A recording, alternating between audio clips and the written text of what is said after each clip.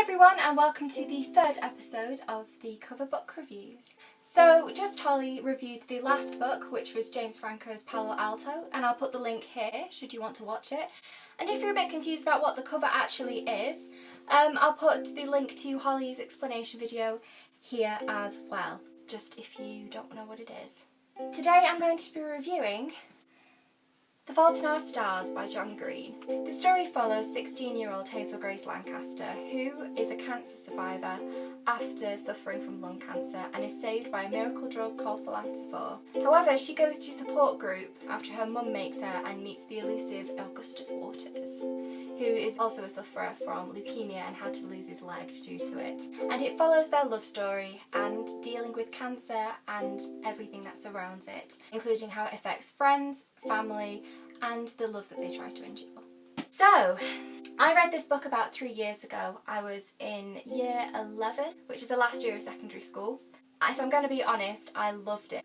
I really enjoyed the characters. John Green's writing I found was astounding, and the whole story really encaptured me. And a love story hasn't really done that for me before. However, I have read it recently and I've had to revise it a little bit.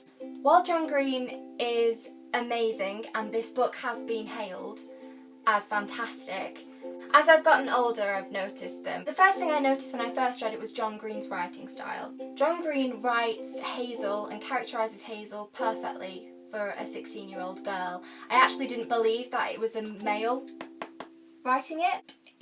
Her thought patterns are really interesting, the way she sees the world is quite clever, and I found her quite relatable, to be honest. All the characters seem to be well created. However, I do have one little finicky picky thing with his writing style. Hazel and Augustus tend to go on very poetic rants, and some of these sections are the most beautiful sections of the book, such as "My thoughts are stars I can't fathom into constellations," and they're beautiful.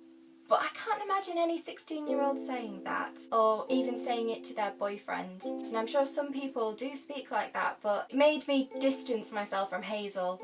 I didn't feel as intelligent by reading her when she was like this. Also, another point, Augustus's character is always hailed as being quite pretentious. One of Augustus's most famous things is about putting cigarettes in his mouth but not lighting it, and it being a metaphor for putting the killing thing between your teeth and not giving it the power to kill you.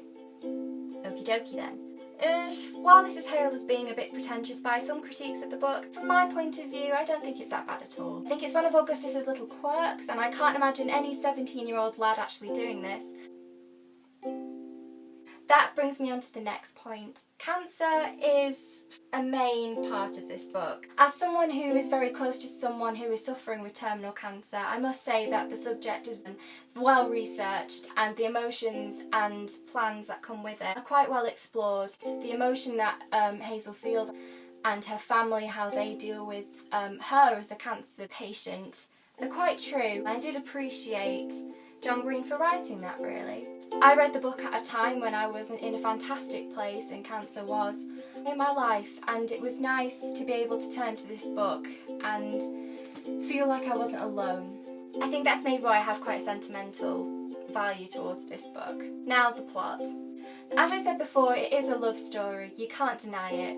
And to be honest, I'm not really one for love stories, but I have to make an exception with The Fault in Our Stars. Whilst it does follow the love story, and I'm going to say it right now, it is quite a fast moving love story. They literally see each other, bam, and they're pretty much set for the rest of the book. And the plot basically follows them and them exploring their relationship and dealing with everything. Whilst that sounds quite dry when I say it, when you read it, it's actually quite nice. And despite it being quite a normal plot, there's something about John Green's writing style that makes it quite spectacular to read. Which brings me on to my next point. I read this a couple of years back when the stigma wasn't as big as it was. The more popular it seems to have become, the more people are hailing it as, "Oh my god, it's amazing, it's fantastic, no one's ever done anything like this before."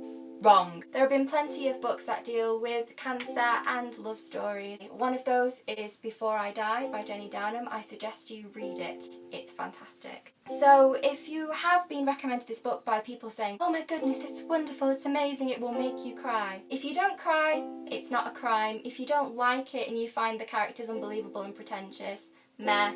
You're not horrible for doing that. If you love it and you enjoy it, then that's fantastic, because I enjoyed it quite a bit. I've said it once and I'll say it again, it's a Marmite kind of book. You either love it or you hate it. You're not cold-hearted if you hate it.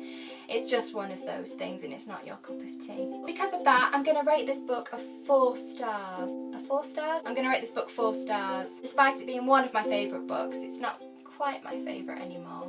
However, I do love Hazel Grace's character and I really sympathise with her. So, I hope you enjoyed that really awkward and dodgy book review. So, Holly next time is going to be reviewing You're the One That I Want by Giovanna Fletcher.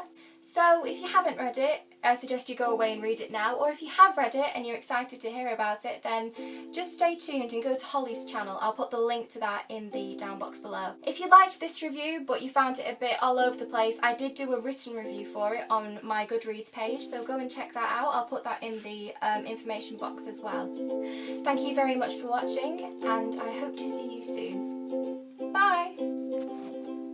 Also, if you liked the ukulele music being played by me, it's a cover of Birdie's Not About Angels, which is from the Fault in Our Stars soundtrack. I have set up a Bandcamp, but it's not actually up and running yet, so if you guys maybe would like to buy some background music for YouTube videos off me, or would like to request something, then I'd be more than happy to do that for you. Just send me a message on my Tumblr or through Twitter. I will put the links to all of that information in the down box below.